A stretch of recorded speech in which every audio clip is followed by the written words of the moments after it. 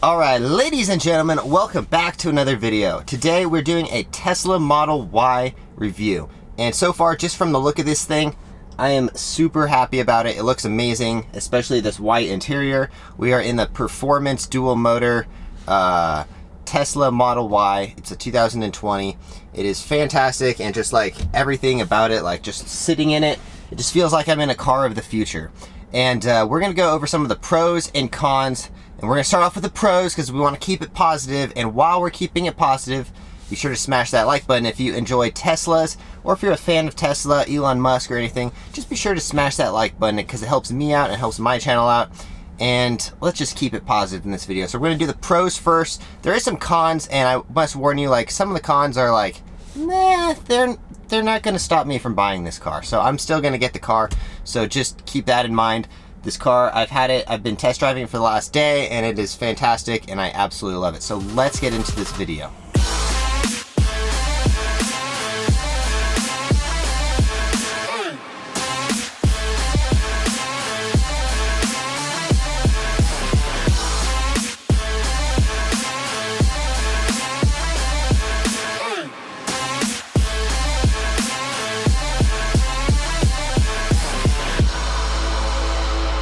So one of the first positives or pros about this car is that it is definitely like the smartest car on the road. Like when you compare this car to even like Mercedes and other high-end cars, it still kind of puts them in the dust, you know?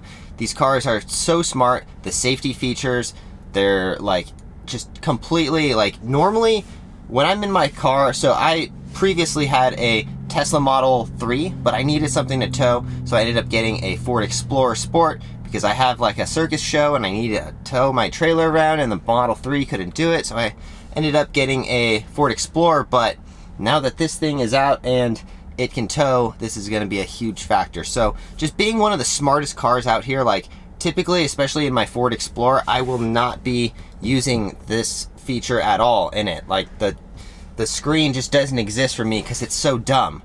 But in the Tesla Model 3 or Y, these things are super advanced and they're on top of everything. So basically, I don't even need to use my phone. That's one of the best features of this car. As someone who absolutely needs a car that can tow, this can be the perfect medium for me because I'm always looking for a car that gets decent gas mileage, or a car that's able to tow. You know, it's hard to find a car that is both. And this car is electric, so you don't have to spend any money on gas, really. You spend a little bit on electricity, but we'll get into that later. But the car does tow up to 3,500 pounds, that's a pretty decent amount. And for me, I typically need to tow around like 5,000 or so, but for this car, I will do 2 trips, and we'll just fill it up halfway, and we'll just do 2 trips, you know? Another big feature of this car is the security mode of the car. All the cameras and stuff, they go to a USB drive.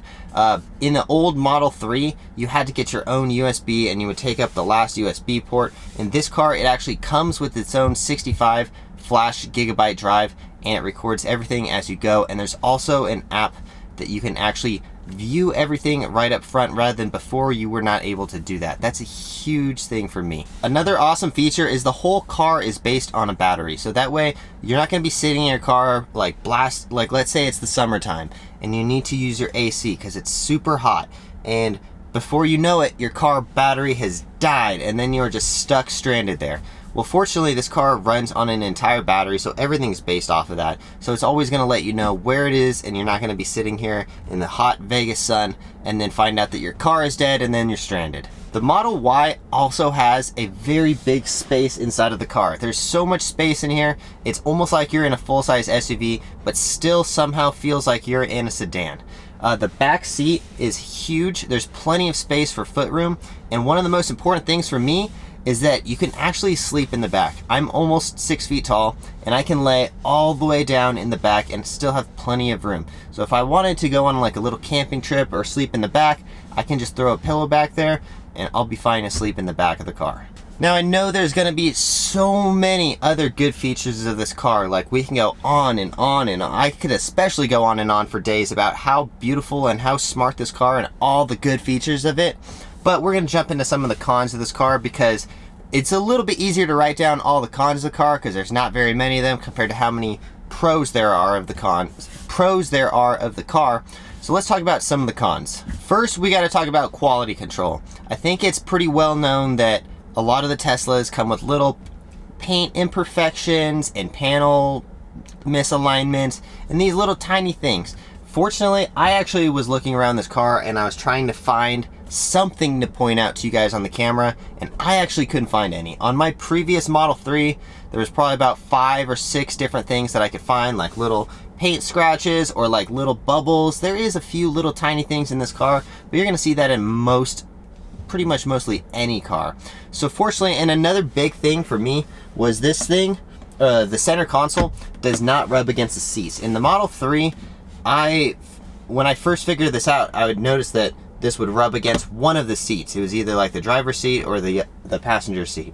And in this car, they kind of fixed that problem. So it does not rub against this at all like it did in the Model 3. So that's one of the things that they did fix in this car. Now this probably isn't a big deal for pretty much anyone unless you film YouTube videos in your car or just like talking in your car a lot. But I noticed right away, the first thing in here is there's quite a bit of an echo.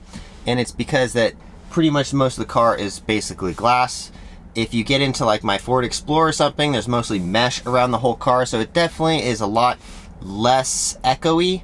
But again, like that's something that most people, if not like at least 95% of people, are not going to think about when you get into the car. The next con is something that kind of really bugs me, and then it's that the autopilot, full autopilot, is 10K. You know, the car already has lane centering and it's going to stay a certain distance from the car in front of you, and it's going to basically essentially drive itself either way, but full autopilot is 10 grand, and that's, to me, that's a little bit overpriced. Actually, to me, that's a lot of bit overpriced, and I am personally not going to pay for that when I get this car. It's just a little bit, I just don't think that it's worth it yet. I believe that the technology is there for Tesla. I just don't think the legalities and all that other stuff is there to fully be able to autopilot across the entire country, basically. I think that they could do it if they absolutely needed to, and maybe like Elon Musk's car does that, but I don't think that, I'm driving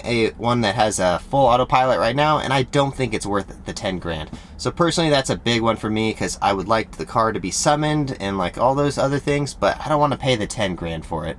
Now this next one is very important because I didn't know this until I got the Tesla Model 3. I thought, oh, I got the base model at the time. I was like, oh, it's like, at the time it was about 230 or 40 miles on a full battery. And I was like, oh, that's perfect because LA is 220 miles. I can make it there in one charge. And after, I mean, someone who drives back and forth from Las Vegas to LA, I noticed that I have to stop at least 2 times to charge this car because I believe they calculate it at about 40 miles per hour as how many miles you're going to get on a battery. And when you're driving from here to LA or on the freeway or something, you're getting significantly less. I would say you're almost getting around like probably a third less or almost half as much battery as you think you will. So for me, it's about 220 miles from my house in Las Vegas to LA. And I would always have to stop in 2 different places, whether it was Baker or Bakersfield, at least 2 different places to supercharge before I can actually make it to LA. And that one was a huge downfall because it does add on an extra, like, especially if you're doing like an 8-hour road trip, that road trip's going to be more like 12 hours or so. Now granted, there's so many things you can do at the superchargers. I mean, like either way, you're going to have to take a bathroom break, maybe get some food. A lot of the superchargers are actually like pretty fun places to hang out, but it is going to add on quite a bit to your road trip, and it's not like you can just stop, get gas, fill up, and then continue on. So that's one of the big downfalls for me, is how many miles you actually get when you're going on a freeway. That one's probably the biggest con for me. Now, while we're on the topic of supercharging, one of the best things that you can do as you're supercharging is go on like YouTube, you can watch Netflix, you can basically browse the web in this car right on this nice little computer screen you have up here.